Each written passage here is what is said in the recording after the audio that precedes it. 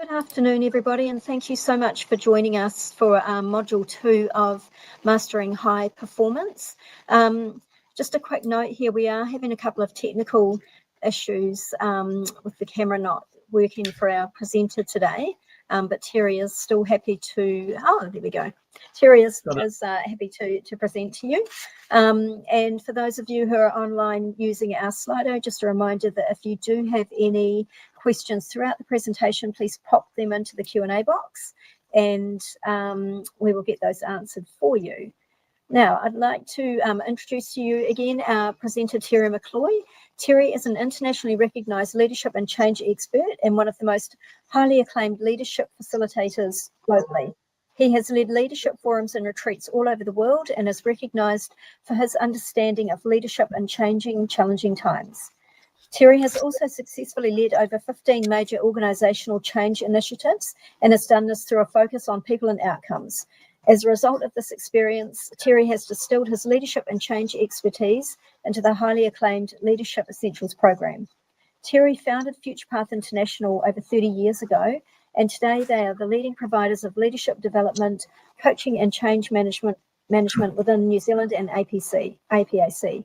The FuturePath National Coaching Centre is the largest in New Zealand with over 15 coaches who work both nationally and globally.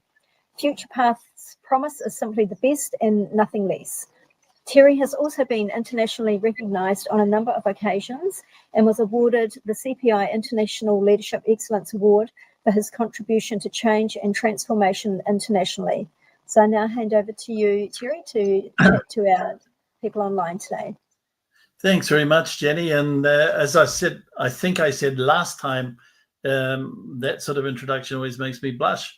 But thank you for that. Yeah, so I've had a long career in change, leading organizations. As I mentioned last time, in the last session we had last week, I founded FuturePath over 31 years ago. And prior to that, I ran the largest international training business in New Zealand. Done a lot of change, worked with a lot of teams, and worked with a lot of performance and changing performance. And even this morning, I was talking to a client about thinking differently about how we deliver performance. And I was saying to him, I think it's very, very essential at the moment that we build leadership practices or performance practices, but we actually focus on what we need to do to change performance, to improve performance, and to get it best. And the one thing I keep hearing, and you probably have heard it too, it's everywhere you go in LinkedIn, is AI. AI is going to be the big thing. It's going to change everything. And I don't entirely agree with that. I mean, I was talking to a group of leadership people recently, and I said, I don't believe AI is going to be the biggest thing that we need to deal with as leaders. The thing I think that we have to deal with as leaders is the ability to make decisions. It's that ability to actually be able to go, okay, let's make a decision. Let's go with that. Let's make it happen. Because you can have all the AI stuff in the world, but if you can't make a decision around how you use it, hey, it's pretty well useless. And one of the things I see at the moment is a lot of people not making decisions. And we'll come to that in Module 4, where we talk about decision-making and procrastination. So let's recap on what we covered in Module 1 last week. We talked about reframing thinking. And reframing thinking, I think, is one of those essential elements if you're going to make decisions, if you're going to get high performance. I've worked with a lot of high-performance teams. I've worked with a lot of organizations around how you build high performance. And you don't get it by doing what you've always done. You've got to change. You've got to reframe it. There's a great quote from Charles Darwin where he said, you know, success comes to those who best adapt. Success comes to those who best adapt. And if you look at through the whole evolutionary process in the animal kingdom, you can see that. And yet we see many organizations don't want to change. They don't want to adapt. The one I love, if you remember, was Kodak. They didn't believe that Polaroid photographs would work. They did, and then Kodak went out of business. I always love when the person first took to Xerox Corporation the idea for a photocopy. He had taken it to many organizations before, and they said no. And Xerox saw the possibility with it and then started off the photocopier. So reframing thinking is critical. It's important to know also the difference between being a manager, a leader, and a coach. The most common thing I hear from a lot of people is, I am a leader and we have leadership. And it's like it's some kind of kudos, or it's some kind of accolade I want to give myself because by being a leader, I'm better than being a manager. Well, I don't agree. I just think a leader, a coach, and a manager are just three different types of roles. So in any one day, I would probably move into all of them at some stage. The difference is I know when I'm moving from being a leader to being a coach to being a manager. And I think a lot of managers think they're leaders, but they're not. They're just managers who like to call themselves leaders. So understand that difference. And because if you understand that difference, you go back to that performance model. If you remember, we talked about it. And I think it is one of the core elements in terms of mastering high performance. E plus R equals O. Event, response equals outcome. And in every single place where people focus on high performance, that formula works. Remember, I talked about Lang Lang. Remember, I talked about the conductor with the orchestra who would spend a lot of time practicing to get it right. So when people went on stage, they could play from their heart. They didn't have to think about it. So those are the critical things I think around understanding performance. A lot of people that we work with go, oh yeah, well, I think about it and I'm going to get better at it, but you don't make a deliberative practice, which was the last thing we talked about in Module 1, a deliberative practice of how to change what you do. Now that's hard because if you remember that Psychology 101 is under pressure, humans revert to learned behavior. We go back to doing what we've always done. It's like habit. You see that most apparently in lots of relationships. You know, people go into a relationship, they break up for a certain reason, and they go, oh, yes, but in the next relationship, I'll be different.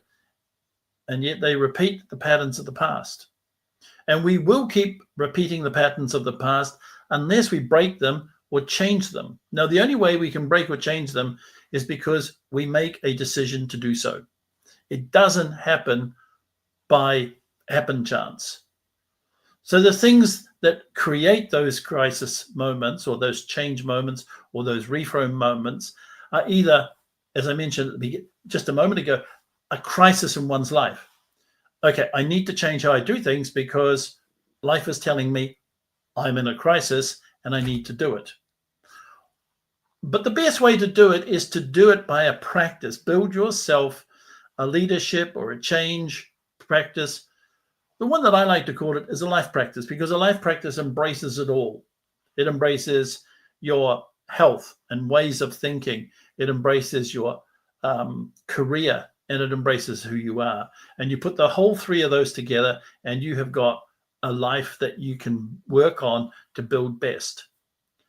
And so I think what we need to look at today in the modules we're going to talk about, we're going to talk about the magic of change leadership.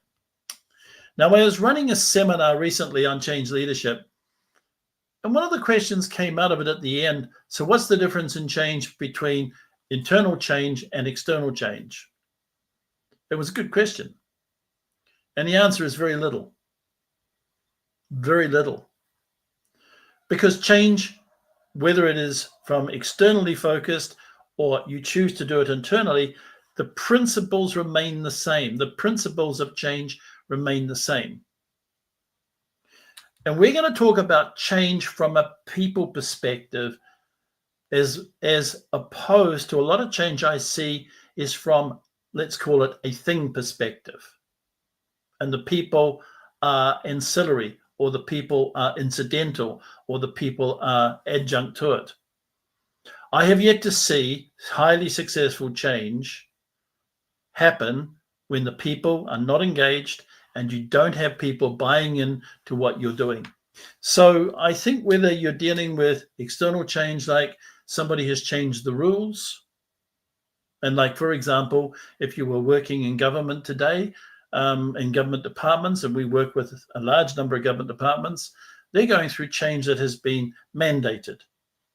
And no matter what they think about that change is happening, and that happens to their people. Or you could think about it as internal changes, like could be voluntary change, that we need to change what we're doing in order to be successful in the future. So if you were in a role that was going to be overtaken by AI, you would want to be in a situation where you can go, okay, what do we do to change what we're doing so we're relevant in a few years' time?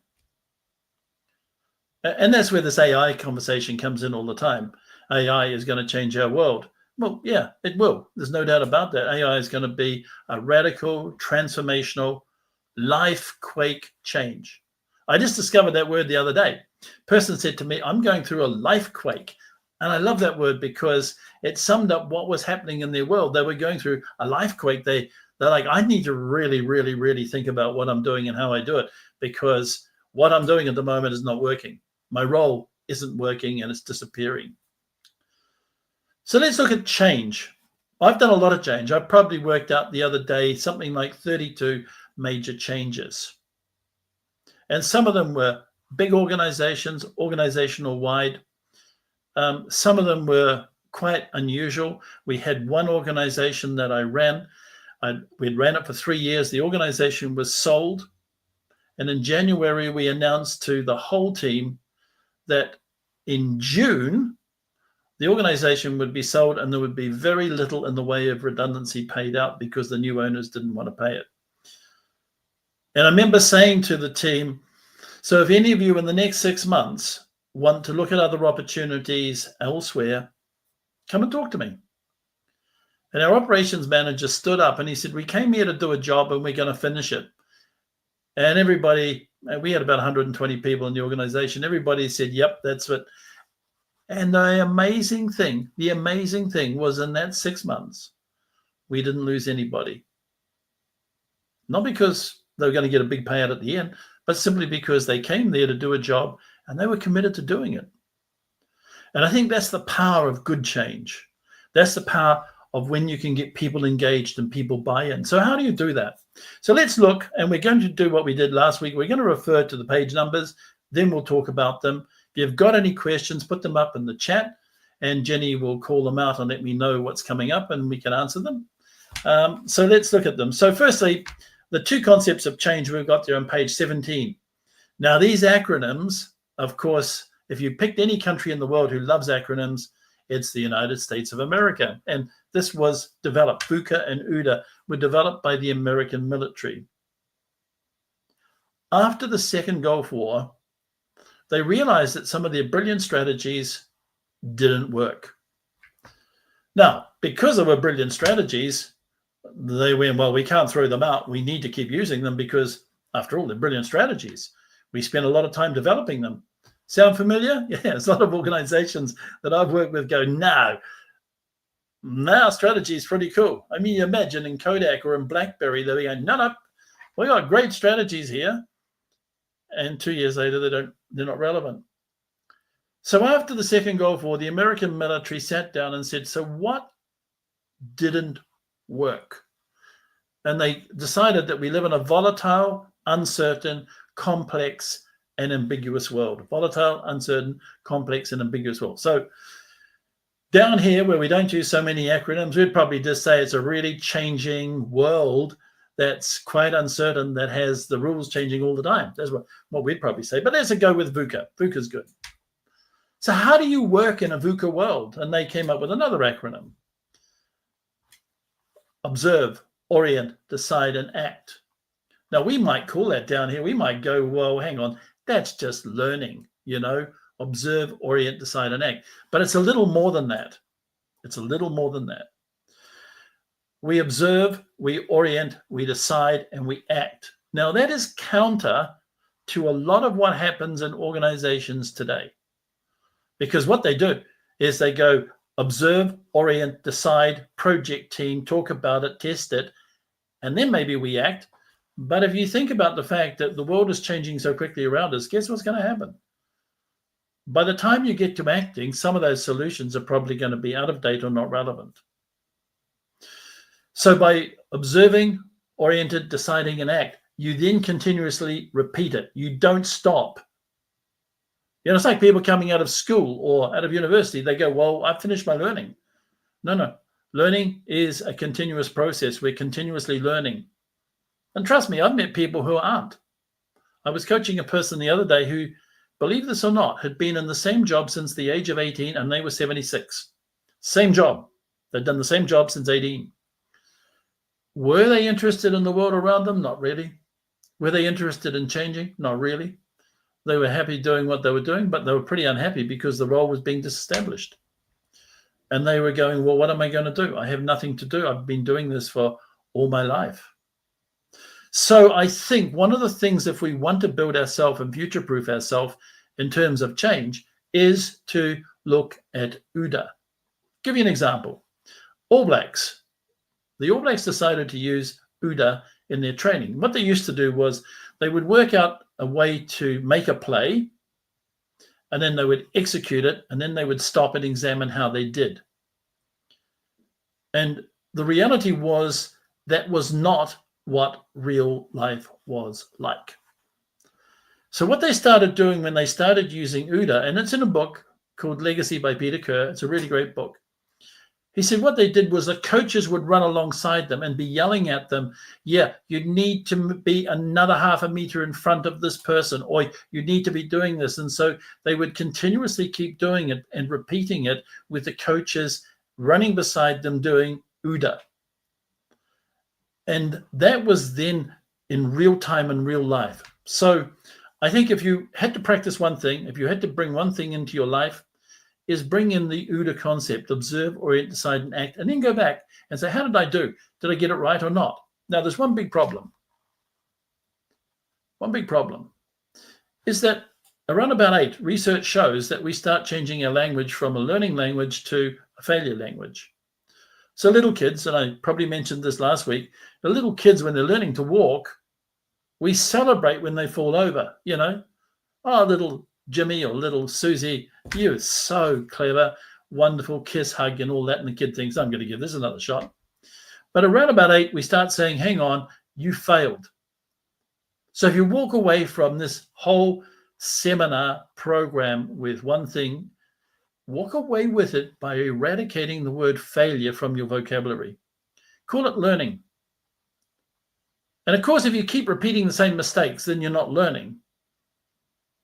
But the key to learning is examining what went right and what did not go right, which is what we started talking about last week in deliberative practice. So let's get down to what makes a good change leader. If you're going to be leading change, whether it's in organizations, whether it's personally, one of the key things when I run this with senior leaders, I say, what is the most important element of change? And they go, communication. And communication is probably number 4 or 5. It's not number 1, in my opinion. In my opinion, number 1 is authenticity, which we have here. You know, people are really, really smart. People can spot BS a mile away. People are good at that. What fascinates me is a lot of managers and leaders actually think people believe everything they're told. They don't. People don't. People are smart. And they can pick up somebody who's not authentic. So like if somebody said, well, okay, Terry, is the change coming up next week? And you said, no. And change happened next week, they're going to actually believe you're a liar because you knew about it, because you're in the senior management team or whatever, but you said no. I sat with a senior manager once, and it was amazing. He was in an open group. It was about 60, 70 people of his next 2 levels of management there. And they said, is there any more change coming up? And he said, of course. Why wouldn't there be? He said, if you're asking me, is there change coming up in the next month?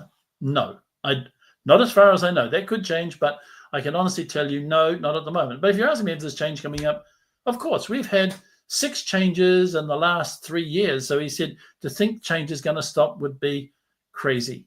And everybody went, oh, yeah, that makes sense. And people accepted it because he was authentic. The second one I think is really important, and is one I don't hear a lot of. It's duty of care. I think as a leader of people going through change, you have a duty of care to your people, and you have a duty of care to your organization. Now, if you have a duty of care to your people, you almost certainly will be acting in the organization's best interest, because people go, I understand the reasons why. I may not agree with them, but I get them. Now, I'll give you an example. I was working with an organization that was reducing its headcount by 25%. And I turned up at this meeting with a group of their senior managers, and we were having a very open discussion. And they said, we're reducing by 25%. We don't know why. We don't know when. We don't know who. We don't know how. In fact, we know nothing. So what do you suggest I do? And I said, well, that's a tricky question. The only thing you can do is focus on your people. And some of them went, oh, focus on the people. What about the change? I went, well, the change is the people. You focus on your people. And I said, how? And I said, well, build a vision of what success looks like for your teams of people. It might be, we will be the most resilient team going through change, or we will support each other going through change. You change the message, you change the picture of success to one that's relevant, one that's within your control. You can't control the stuff outside. Nobody knew. When I go up to that organization still, many of those teams are still there, and you can see them. They are very different to the other teams. And I think part of it also is because they started focusing on how they did during the change, what they did, who they were, that probably they weren't affected like some of the other teams, because senior leaders looked at them and went, hang on, this team here is really rocking. We can't afford to get them out. So duty of care is important. Now, the other thing is, as a leader, guess what? You are the model. So I always am amused when I go into organizations and a manager says to me, well, my team is dysfunctional. I've got a really toxic, dysfunctional team. And I'm like, oh, really? That's interesting. Because guess whose behavior they're modeling? They're modeling yours. And anybody who doubts that, think back. If you've ever been a child or you have children, guess whose opinions kids often replicate? They replicate their parents. You go to a counselor later in life and go, gosh, as I did once, I went to a counselor after I separated, and my counselor said to me, do you think you're repeating your parents' relationship patterns? And I went, no, because I didn't like them. And then he said, tell me about them. Tell me about your relationship patterns. And I got halfway through and I went, oh gosh. I was repeating some of them, not all of them, and they were in different ways, but the thread was still there. So as humans, we tend to repeat the people in our lives who are models.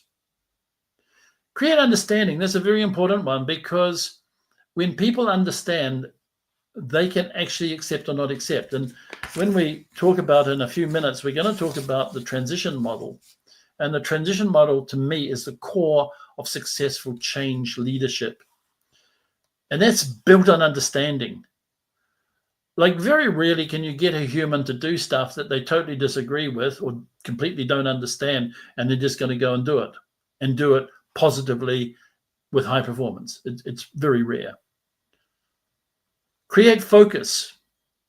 And you'll see there, it talks about you can only influence what you can control. So if you go back to the example I gave before about the 25%, the only thing they could control was how they reacted to that change, how their team reacted to that change, how they went through that change themselves. Not what they could do over here, not what they could do over there, not what they could do up there, but they could do right here.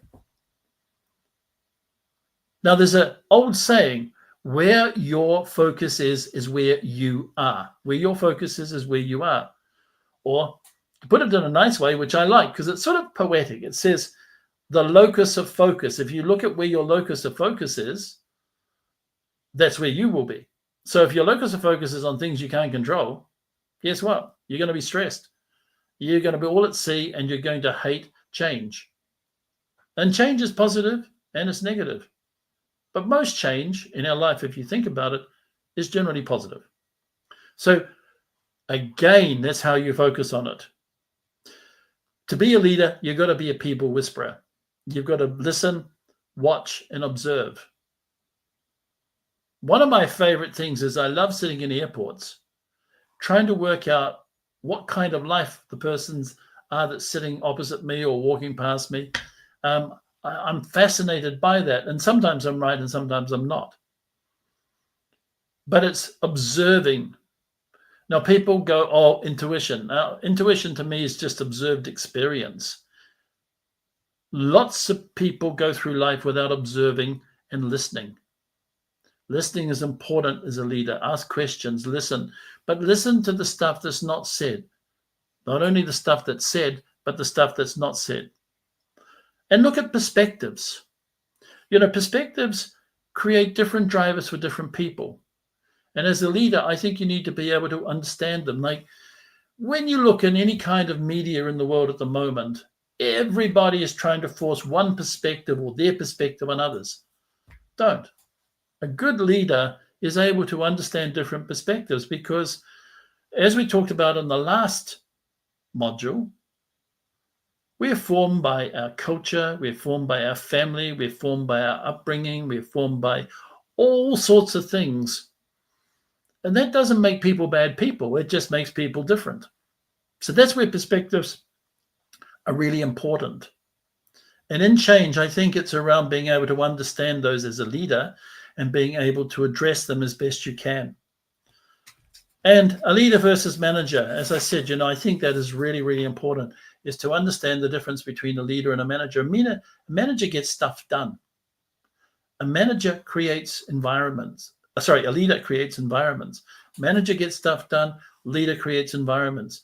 The biggest thing you can do as a leader is create a picture of success, of what success looks like. And going back to that example, when a person said, well, what's the difference between external change happening to us and internal change that's coming on? I don't think there's a lot of difference. It's just change happening, some of which you have control of and some of which you don't. Successful change leaders get their people and their teams to focus on what they can control. And like the example I gave, I said, focus on your teams. Focus on how you go through change. For some of you, it might be, we will be the most change resilient group, or we are going to go through this. The example I gave of the team I had, where Paul stood up, he was the operations manager, and said, we came here to do a job and we're going to finish it. I didn't ask him to do it. He just did that because that came from here with him. And it resonated with every single person in that room. They all went, yeah, we came here to do a job, because they believed. And that was leadership. That wasn't management. So I think let's look now at some of the toolkits you can use in change. And we've got on page 18, my favorite framework called the transition framework. I like this. Now, often in change, I see that Kubler-Ross model, the grief model.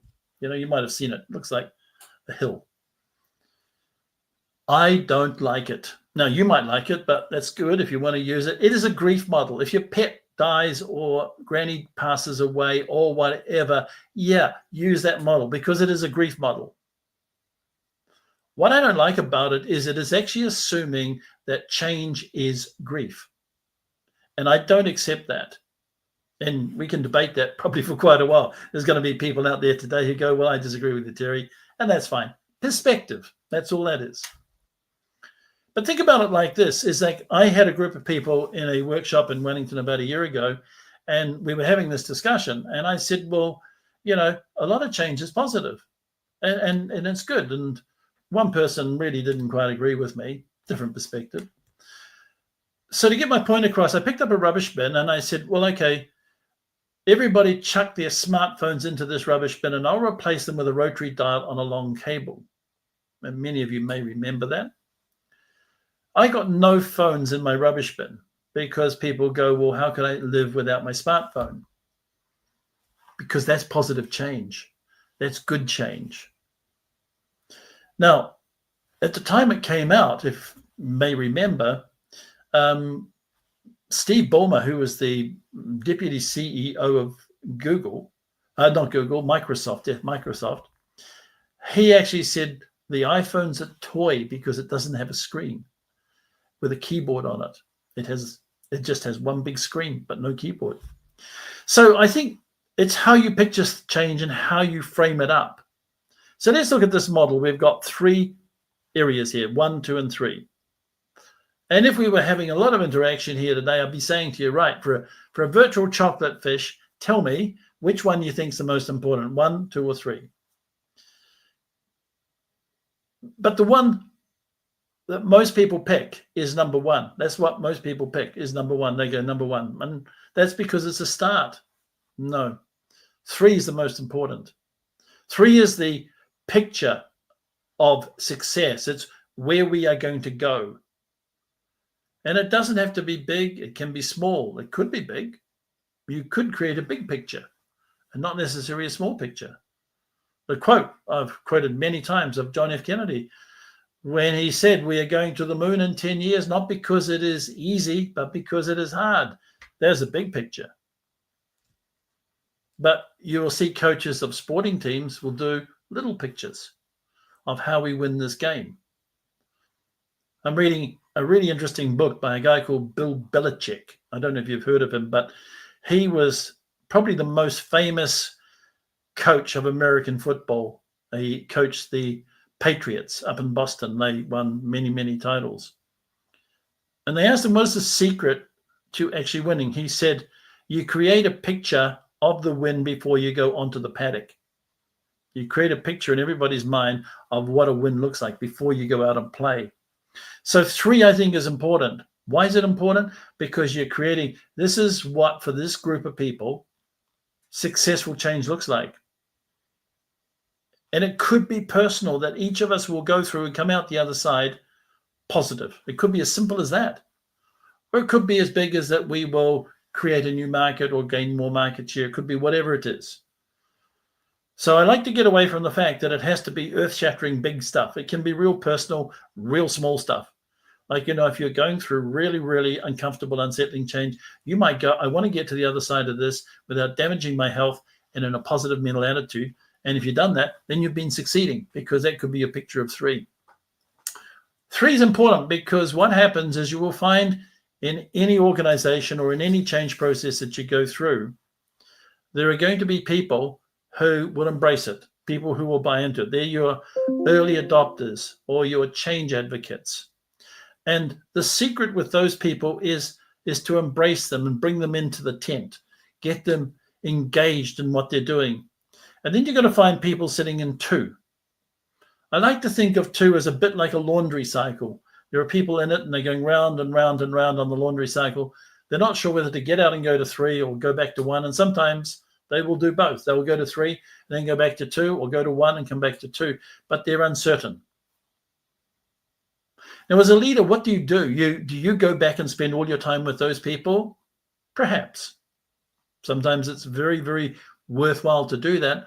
Or use your change advocates to go back and work with them, because it is like people, colleagues, talking to them about why they are going to 3, why they believe in this picture of success, and they can bring people with them.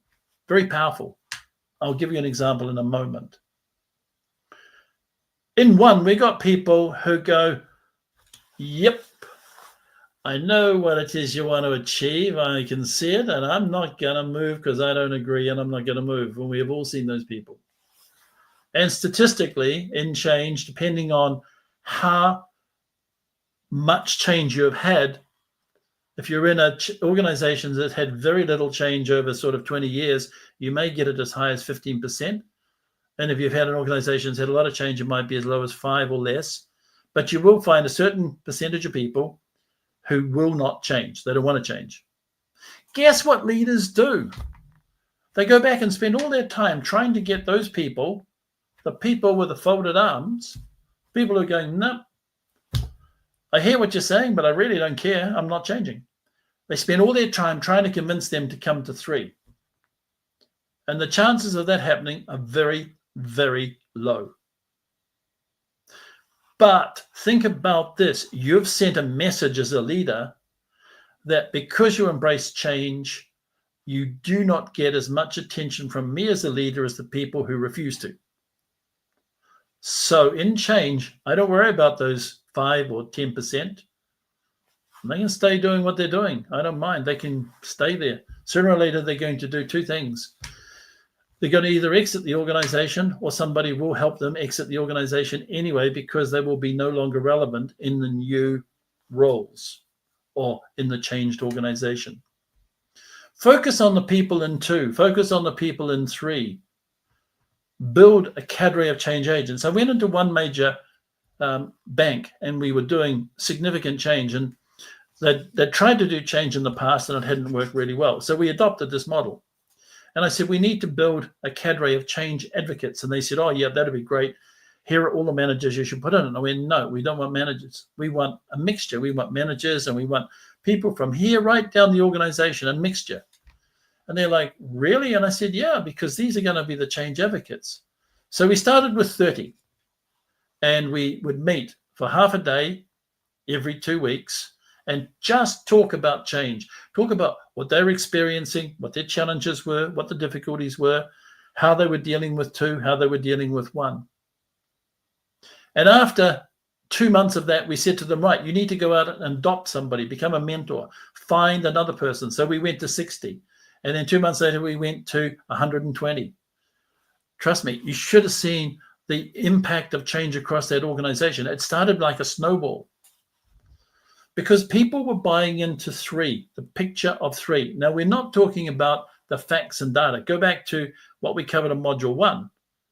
Facts and data are neocortex thinking. They don't resonate with people under pressure. Limbic thinking, where you create pictures, is what resonates with people. Pictures resonate with us in our minds. That's our default mind. So if you're creating a picture of what success looks like, as I say, it could be big or it could be really personal and small. Whatever it is, create it and measure it. So one of the pictures we have is one of our values. It's we make a difference every single day. That's one of our values. It's a picture. Now, I would hear that used probably 5 days a week. It'll be used almost all the time. I could go on to our team's internal chat forum at the moment, and I can guarantee you I could probably pick up 10 messages around making a difference. Why? Because that's the picture of success that we have. If we cannot make a difference, why are we doing it? So I think about this and think about how you would promulgate or picture this picture. Yeah, well, picture the picture. How you would promote this picture, how you'd paint this picture. And you can't paint it with neocortex words. It's like we are looking for a 7.5% change. Doesn't work. Create a picture of what it looks like. And what is really, really interesting when we talk about making a difference, we get examples, the whole spectrum. But everybody knows what a difference is because it's somebody telling us how we change their lives. Somebody telling us. And we recently did video testimonials and we showed that to the team, and the team are going, wow, these are what people are saying about us. So it's reinforcing that picture as a leader. So if you've got any questions about that, please put them in the chat or email me. Now, the one that I think is a wonderful, wonderful model to use is on page 20. It's the comfort zone model. And it's around building capability, but it's around building habits and patterns. It's around challenging yourself. And it's almost the opposite of what a lot of people like to do. I hate hearing the word failure, as I mentioned. Get rid of it out of your vocabulary. Don't use it. Use something else. Use learning. And if you are going to go down that route, use this model here, this comfort zone model, because people get into their comfort zone, right? They get safe and in control. And let's say their comfort zone's this big.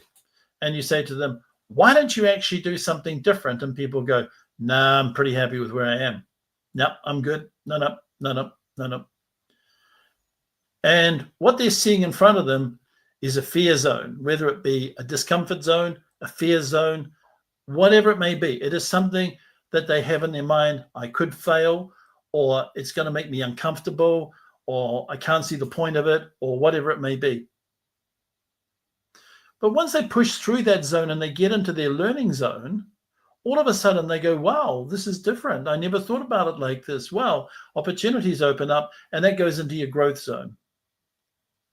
And you don't get growth without going through discomfort, or going through a fear zone, or going through something that is challenging, or something that pushes back on you. But guess what happens when you continuously keep pushing through your fear zone? It becomes habitual. You're continuously pushing through your fear zone. Guess what happens? Your fear zone starts to shrink. It starts to shrink. And all of a sudden, your learning and growth zones start to expand, and your comfort zone will grow as well. And I think that's really the most powerful thing, which I started off by saying at the beginning of today. Build a practice. Build your own career, life, leadership, whatever you want to call it, practice. And then build yourself tools to actually start challenging your thinking, which is reframing your thinking by going into learning and growth, going through that fear zone. Now, as long as you've got that word failure in your mind, you're going to struggle going through the fear zone. You really will, because when you don't succeed, you won't get there. Now, for a year, I've been learning chess. I decided a year ago I needed something to really exercise my brain. Never been interested in chess, never played chess in my life, and I started playing chess. Now, I've got to level 3, and I'm struggling at level 3 because the jump from level 2, playing the computer, to level 3 is pretty significant. And all of a sudden, what worked at level 2 doesn't work at level 3. And guess what I did when I started thinking about this? I went, why isn't it working? Because I'm playing chess at level 2 like I played drafts, which is capture everybody, whereas at level 3 it's more strategic. So now I'm having to learn a new way of doing things at level 3. And guess what? I'm losing all the time. Do I see that as a problem? No. I see it as another step on me getting into the growth zone. Because one day I'm going to start winning at level 3, and then I'll do the same thing with level 4. So part of my practice is challenging myself, asking myself the questions, what do I need to do different to actually get through to that learning zone and to be able to change? And that's why it's a practice. And I think I might have said last week, if Razor, the All Black coach, said, well, we're not going to do any more practice, we're just going to turn up and hope for the best, he would be getting a lot of negative comment in the news media about, that's terrible, you need to practice. So let's look at page 21, which is transformational change.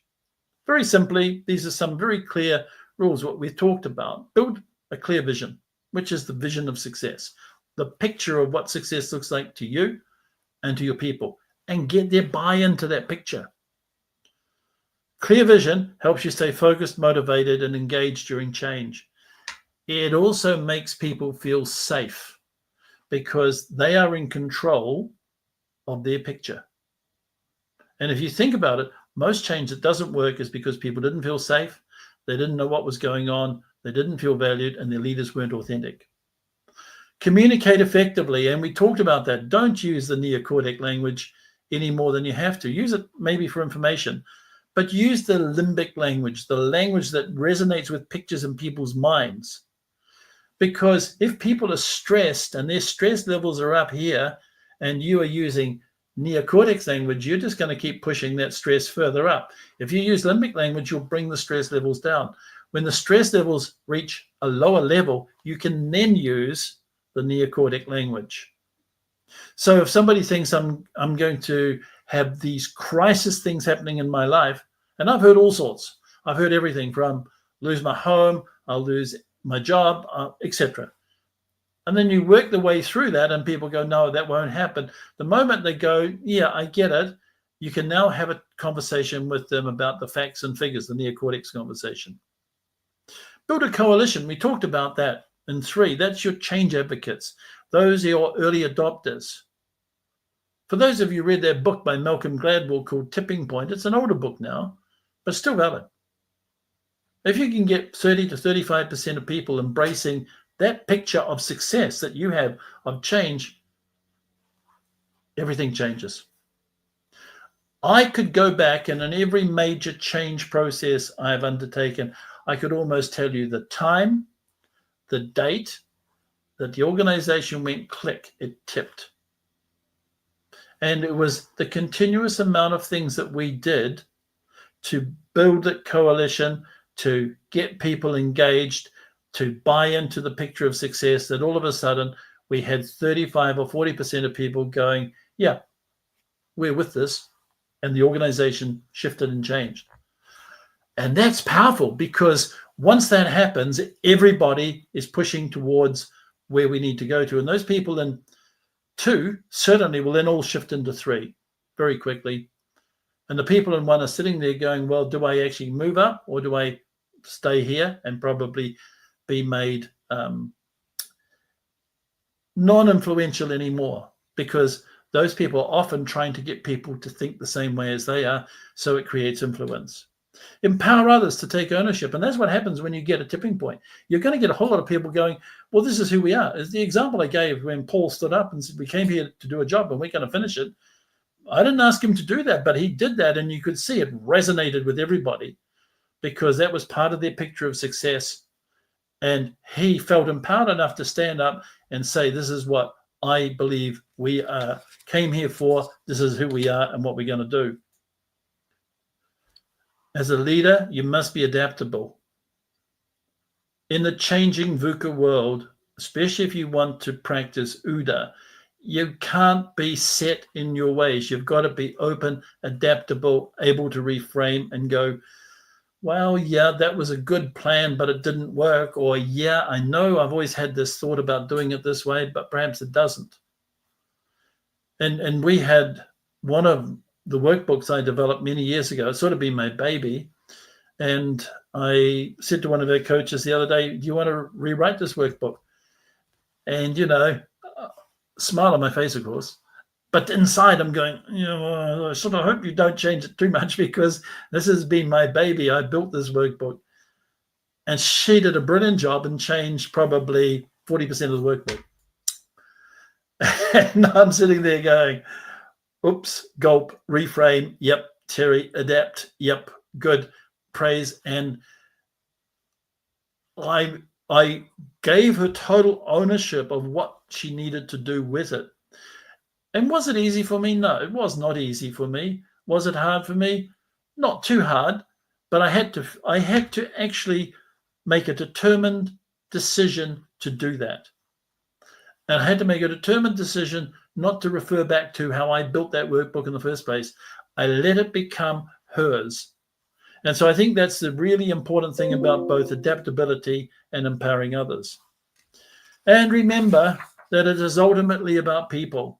As I said right at the start, I have yet to see great change, successful change happen without the people embracing it, without the people buying into it, without the people being part of it. And that comes back to really good leadership. And leadership is a craft. We are not trained to be leaders. We're not born to be leaders. So I don't agree with the nature-nurture. I really think it's a nurture, not a nature thing. People learn to be leaders. They practice being leaders. They fall over being leaders, but they get up and go, how do I need to change what I'm doing to become a better leader? Because I'm leading people. And the essential thing that when you're authentic and you're becoming a leader, people are trusting you. And when you have people's trust, you can shift almost anything. But it's very easy to lose people's trust, because do one thing that's untrustworthy and you've lost all that trust. So trust is really, really important. So we've got here a list on page 22 of lessons in leadership. And this is a real case. It's a real life case. I'll tell you at the end where this comes from, unless anybody can guess it and put it up in the chat.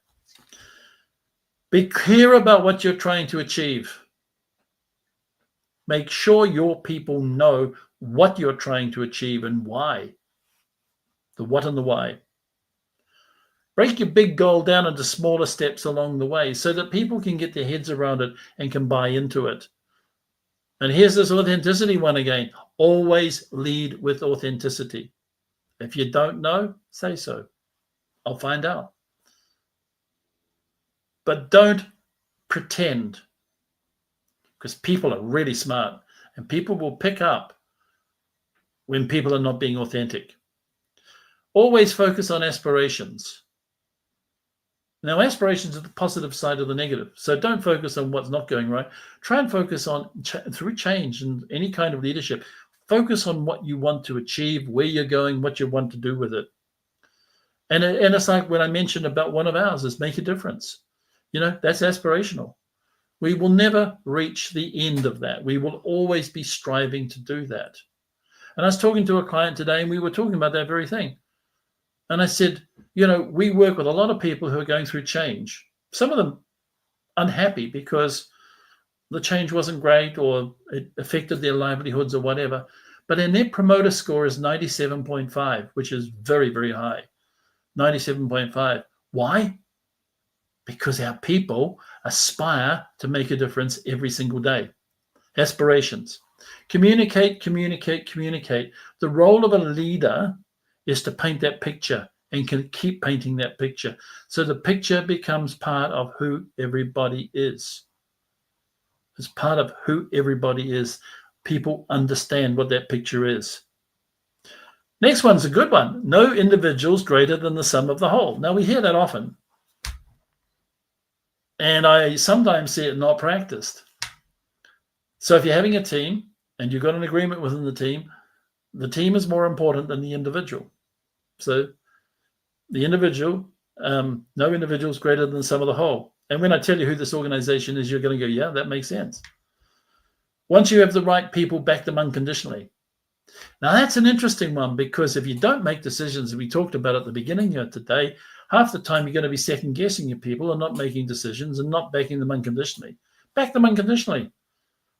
Because again, on the other side, when people are backed unconditionally and you trust them and they know what they need to do and they're bought into the aspiration, they're bought into the picture of success, and you let them, you say, go for it. All my life, I've been gobsmacked, surprised, and find it remarkable what people achieved. Like the example of the workbook I just gave you, I'm sitting looking at that and thought I could never have written it in a million years. It's far better than anything I could have ever done. So I think, back them unconditionally because they'll do remarkable things if you do. Don't ask your people to do what you won't do. And that's that model we talked about in leadership. You are the model. So don't do what I do, just do what I tell you. It doesn't work. It's not a good leadership trait to have. Failure is okay as long as you learn from it and don't repeat it. And this is part of the mantra of this organization. I would typically not use the word failure, but they use it. But I think it's around learning. It's around learning. It's about being safe to learn. It's being safe to get it wrong. And from that wrong, you get it right. I had a case about 18 months ago. One of my coaches who sits probably 3 meters away from me texted me and said, can I talk to you in an interview room? And I went, it's not good. So I go in and I said, so what's the problem? She said, well, I've stuffed up. And she told me what she'd done. And I said, whoa, this is a wee bit like Fukushima on a bad day. She said, yeah, pretty much. She said, are you upset? I said, no, I'm not upset at all. She goes, really? I went, no. He said, you told me, we're talking about it, we can fix it. We spent an hour and we got a better fix than what we were going to do in the first place. And I said, what have you learned from this? And she said, I've learned all of these things from this. And I said, do you think you'll ever make this mistake again? She goes, not in a million years. And I think that was the power of that conversation. Yeah, it took a bit of time to fix it. But what we got out of that was that coach grew because they'd gone into something, made a mistake, we fixed it. And she said to me at the end of it, you don't appear to be upset about it. I said, no, I'm really happy because you talked to me about it. We got a good solution and it's been a learning experience. Don't confuse poor process with underperforming people. See that so much, and you probably will as well. Your people must understand their role in the successful execution of outcomes. That's important. People need to know what you expect of them and what it looks like when it's successful. And this is one I love. Celebrate small wins and reinforce them. Small wins become big wins. I've worked with so many groups of people and they go, oh yeah, but we don't have a budget to celebrate. And I go, muffins or chocolate biscuits are the greatest celebration tool that I've ever come across and the cheapest. You walk into any group of people with a box of chocolate biscuits or a box of muffins, and I tell you what, people are happy. They're really, really happy. So it doesn't have to be big. It's just that you recognize what they have done, what they've achieved, and celebrate it. Because guess what happens? If you celebrate continuously, you create a habit of success. It's always about people. It's the focus on our legacy that creates success. The focus on our legacy that creates success. Now, the very astute ones of you on the seminar here today will go, I know, he's just used that word legacy. That is from a book called Legacy by Peter Kerr. And the organization that those lessons in leadership come from are the All Blacks. And so they talk about their legacy. They don't talk about what you do or what I do or that person does. They talk about what is the legacy that you're bringing to the jersey, the legacy to the jersey or to the organization. So that wraps us up for today. Thank you for being with us today. I hope you can go away and reflect on some of these learnings. Use the workbook. It's an interactive workbook. Write in it some notes. Sit down and read through it again. Reflect on it. Make notes. And then ask yourself this question. This is the challenge from this module. What kind of leadership practice do I want to build? And what do I need to build within it? And then begin building. So thank you for being with us today. I look forward to seeing you same time, same place next week. Thank you.